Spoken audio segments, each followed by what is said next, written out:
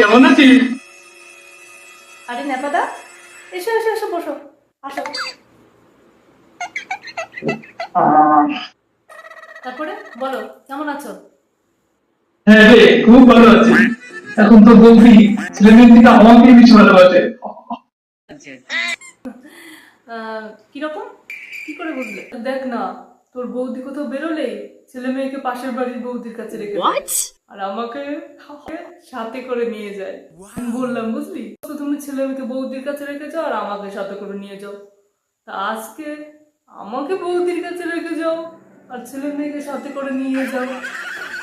বললো মানে, বললো ছেলে মেয়েকে বৌদির কাছে রেখে যেতে পারি, কিন্তু তোমাকে তোমাকে রেখে যেতে পারবো না একদম বৌদির কাছে।